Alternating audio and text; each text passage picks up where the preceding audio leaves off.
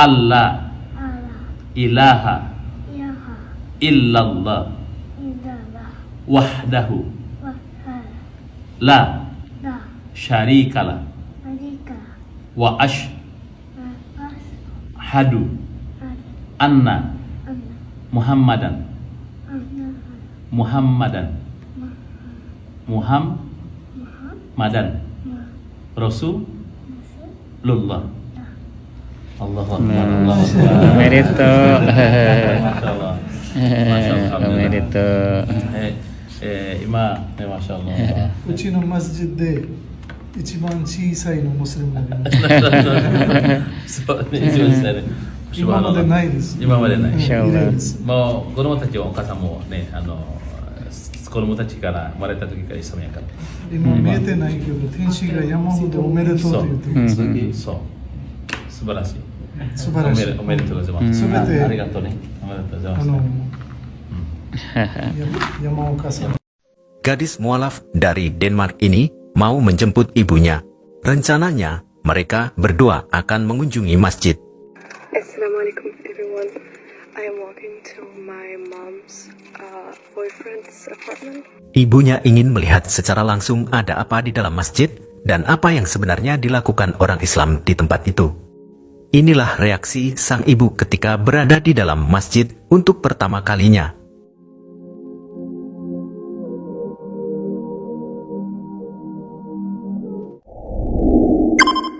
Wanita dalam video ini adalah seorang mualaf dari Jerman yang memutuskan bernikah sejak 4 tahun yang lalu. Dan sejak itu pula keluarganya mengusirnya. Dan inilah momen ketika dia tanpa sengaja bertemu dengan adik perempuan yang dia sayangi.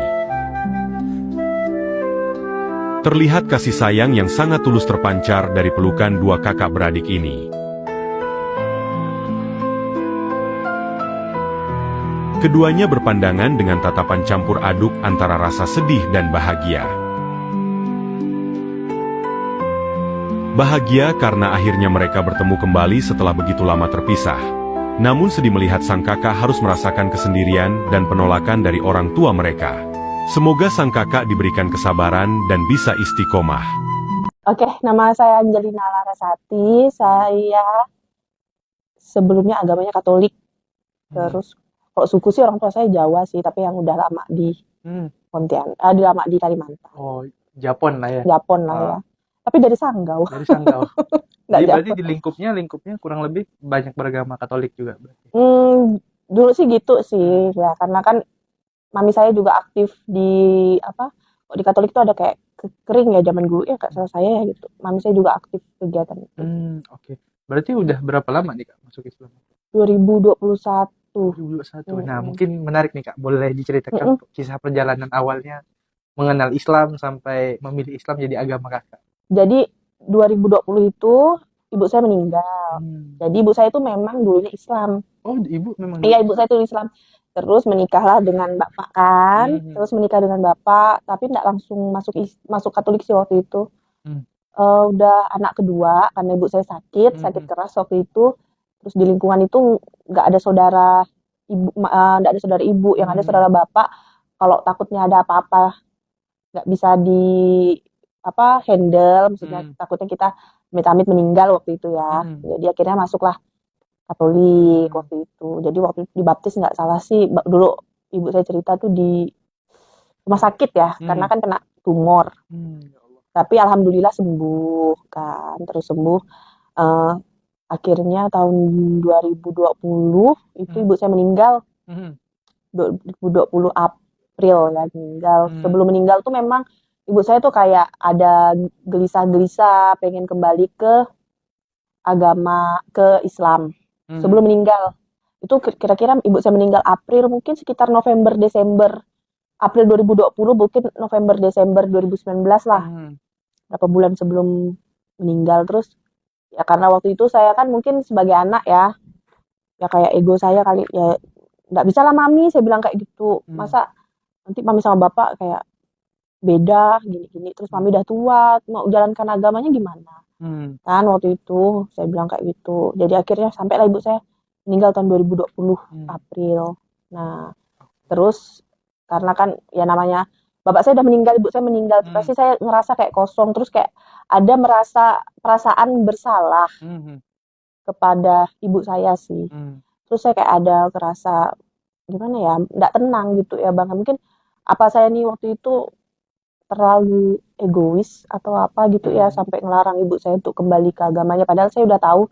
Dan saya, maksudnya ternyata ibu saya tuh ada kayak surat Yasin apa tuh, ternyata dia pernah minta ke anak apa ya, kayak di rumah di tetangga itu, kan ada anak tetangga itu kan, terus kayak ternyata dia pernah minta surat Yasin gitu, apa buku Yasin gitu Itu kan, pas agamanya pas Katolik. Katolik waktu itu, sampai udah sampai kayak gitu. Jadi saya kayak ngerasa adalah setahun apa saya mikir lah ya, sampai kok saya kayak ngalangin niat waktu itu, niat ibu saya gitu.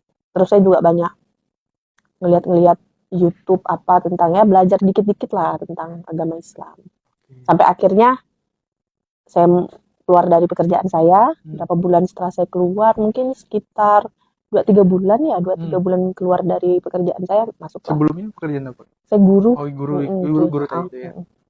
Guru saya udah 7 tahun ya 7 waktu tahun. itu, udah lama. Itu ngapa keluar dari pekerjaan? Ya itu karena saya mau masuk Islam sih. Oh, karena mau Mau masuk Islam ya, karena kayak kerja 7 tahun itu waktu itu saya larang ibu saya, mungkin karena lingkungan saya masih kuat itu kan agama lama saya. Jadi kayak waktu itu ibu saya ngomong, kok tiba-tiba pengen, ya kita kayak tiba-tiba ngomong bilang mau masuk Islam kan, jadi kita kejut juga kan kayak gitu waktu itu ibu saya ngomong kayak gitu. Jadi saya larang.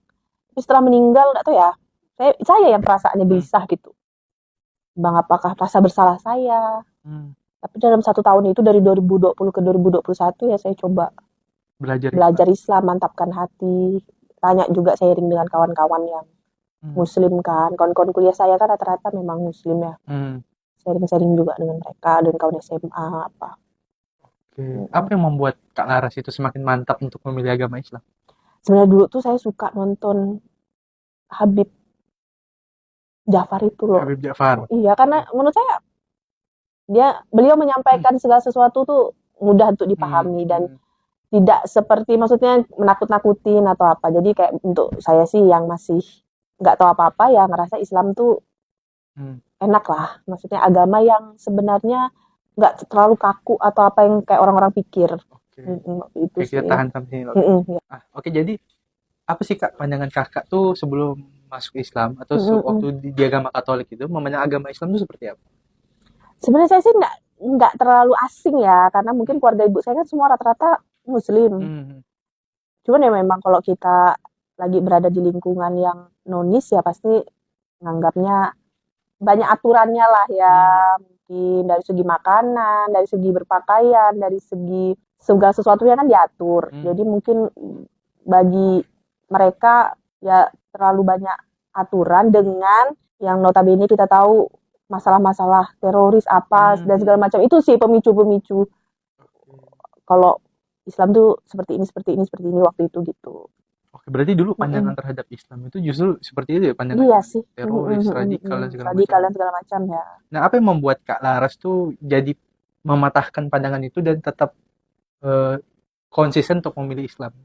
Ya karena mungkin saya di lingkungan sharing dengan teman sih, yang pasti ya, sharing dengan teman-teman. Terus saya ngeliat mereka juga nggak seperti itu kok, kan itu oknum ya, mungkin oknum nggak seperti itu. Terus mereka juga, selama ini saya berkawan, maksudnya saya memang punya kawan di lingkungan sekolah, tapi kan saya punya kawan juga di lingkungan luar gitu kan. Selama ini saya berkawan dengan mereka baik-baik aja, saya lihat kan, maksudnya dengan saya sebagai nonis waktu itu, dengan mereka sebagai orang Islam, mereka juga nggak membeda-bedakan saya, malah ngerangkul. Jadi bagi saya ya ternyata nggak senegatif yang dibayangkan. Kalaupun ada pun itu juga ya, oknum gitu. Oknum ya. Berarti termasuk open minded juga berarti. Iya sih, saya open minded sih kok Mas. Oke, berarti ini ya, karena kan beberapa, mungkin kalau di generasi Kakak itu mungkin beberapa orang tuanya kan juga saklek gitu ya, juga apa namanya, juga ekstrim ya sih, Islam gitu ya.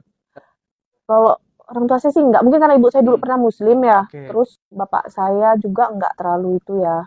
Cuma lingkungan kerja memang wajar lah ya. Lingkungan kerja, karena itu yang dikonsumsi setiap hari. Betul.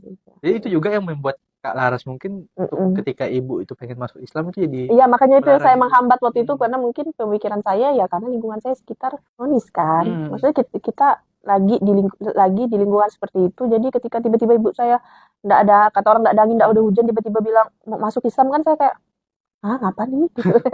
Oke. Waktu itu gitu lah. Oke, jadi semakin di titik mana sih Kak? Mungkin boleh Kakak ceritain. Kakak tuh menemukan Islam dan semakin yakin, oh ini agama bener nih. Gitu. Saya kan ada belajar beberapa ajaran ya. Maksudnya saya nggak terlalu itu ya.